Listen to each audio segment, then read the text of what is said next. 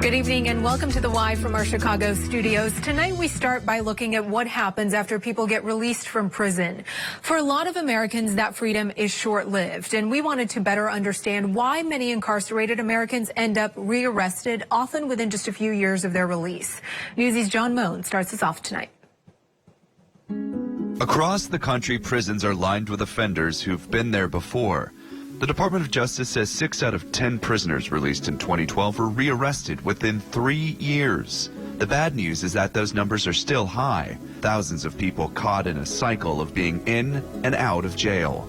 The good news is that, according to those 2012 numbers, the most recent available, the reincarceration rate declined compared to 2005. Circumstances that drive people to offend in the first place are often the same circumstances that land them back on the inside. I was willing to commit a crime, which with the chances of going back, because I felt like, what was the point of me being here? Like, I didn't have another shot. The Bureau of Justice Statistics reports that people who've been arrested several times in the past tend to be arrested at even higher rates post-release. Breaking the cycle can be difficult. There are several reasons why. After release, people have trouble landing a job, and there may be other barriers, like finding a place to live. I thought I would feel lower being in prison, but sometimes coming home and not being able to provide or do what you're supposed to do can make you feel even lower. But researchers say that offenders with more education and vocational training are less likely to reoffend. Reentry programs centered on adult development are a critical step to prepare prisoners to reenter society. A lot of respect, integrity, the love, the faith. And it's important to get to them sooner rather than later, as people are most likely to commit new crimes within the first 2 years of their release. A recent analysis by the Council on Criminal Justice says rearrest rates within 5 years are still high, but researchers are encouraged by the downward trend. The reason the numbers are going down is unclear, but the council notes fewer people being arrested for minor offenses, more federal money being spent on reducing recidivism, and private businesses increasingly open to hiring former criminals. States like Michigan have seen tremendous drops in incarceration rates after implementing reentry programs. Other countries are ahead of the United States, which has 2 million people behind bars. Norway, for example, has one of the lowest recidivism rates in the world. Just 1 in 5 people end up back in prison after release. Advocates say that's because the Norwegian criminal justice system places a priority on restorative justice and rehabilitation, like job training and mental health counseling. John Mone, Newsy. My first guest tonight is an advocate for criminal justice reform. Chris Bates held senior positions in the Department of Justice.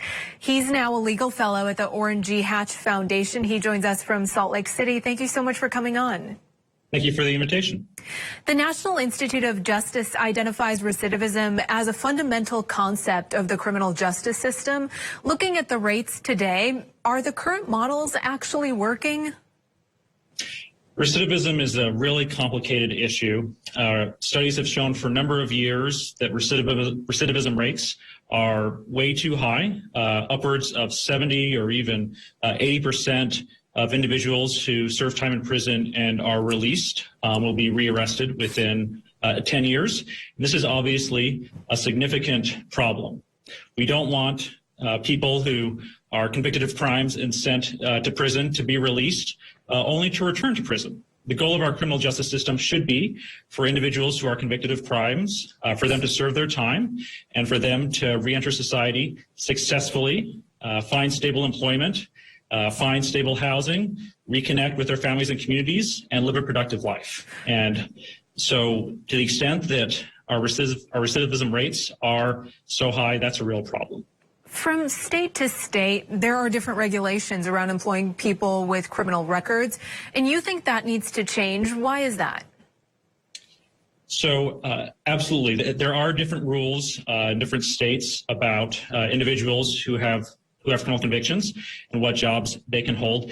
And the problem is that oftentimes these laws make it significantly more difficult for individuals who have served time in prison to find gainful employment once they get out. So these laws vary by state. They're not uniform, but they apply to jobs or professions from truck drivers to hairdressers cosmetologists, furniture upholsterers, construction workers, and can place real limits on the ability of individuals who are convicted of crimes to enter one of those professions.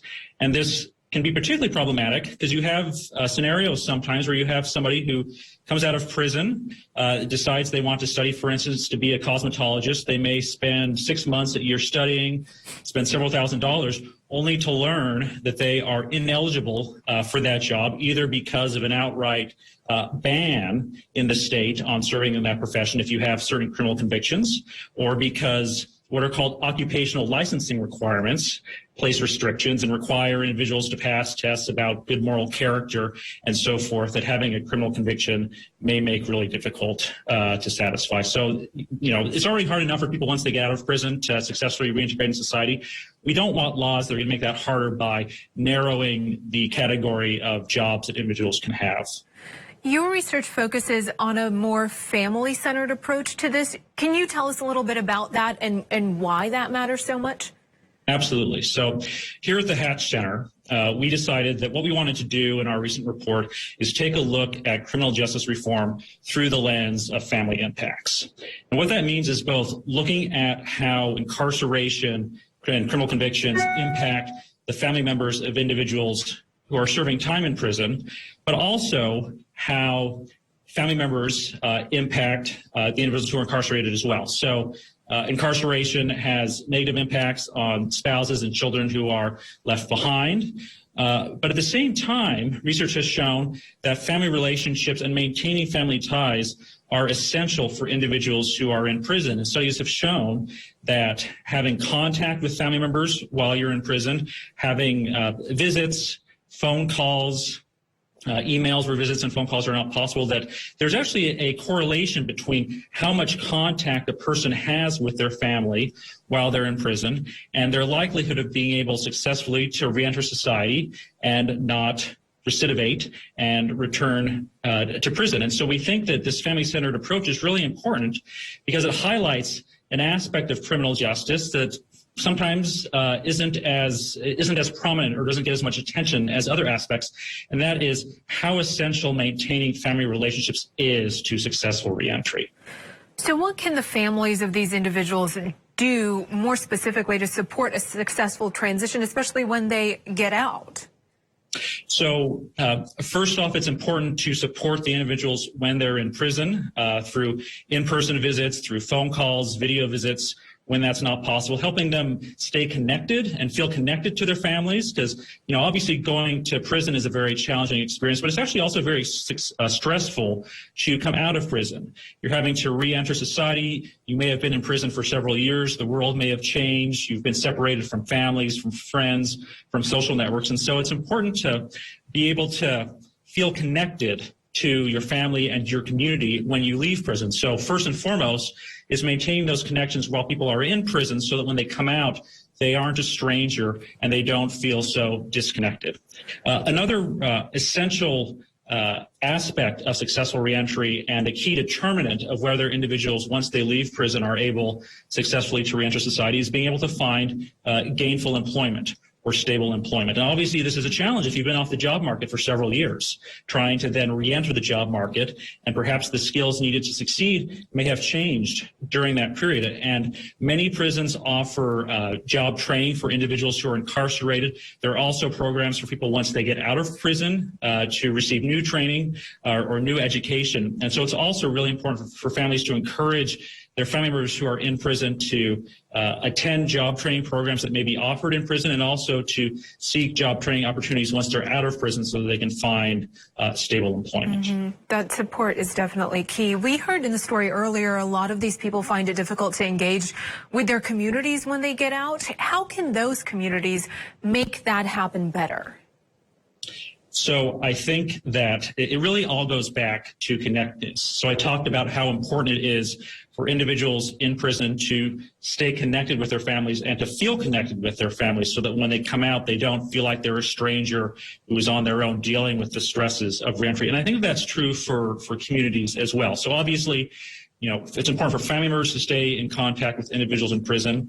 That can be true for friends and other family members as well. And in terms of helping individuals once they leave prison feel more welcome in the community.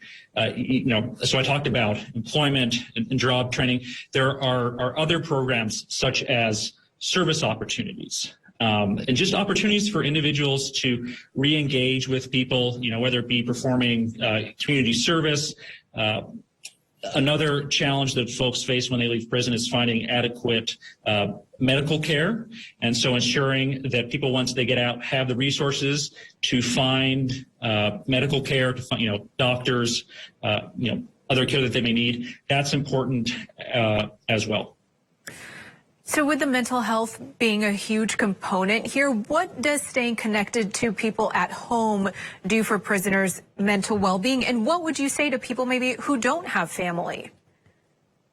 So again, this notion of connectedness is really important. Prison is obviously a very stressful experience.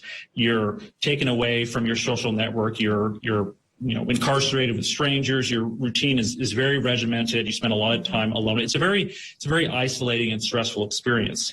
And so staying connected is important because it helps people not feel so isolated. We all know, and I think we've perhaps in the last 2 years during the COVID pandemic, it's been perhaps brought home to many of us how important having those human connections and human relationships are just to general well-being. And so that again reinforces why staying connected with family members is so important for individuals who are in prison. Okay, Chris Bates, really important insight there. Thank you so much for your time. Thank you so much. And here at the Haas Foundation, as I mentioned, this is a top priority. We've released a recent report on this. It's available on our website. Encourage listeners to check it out. Yeah, important work there. Thank you.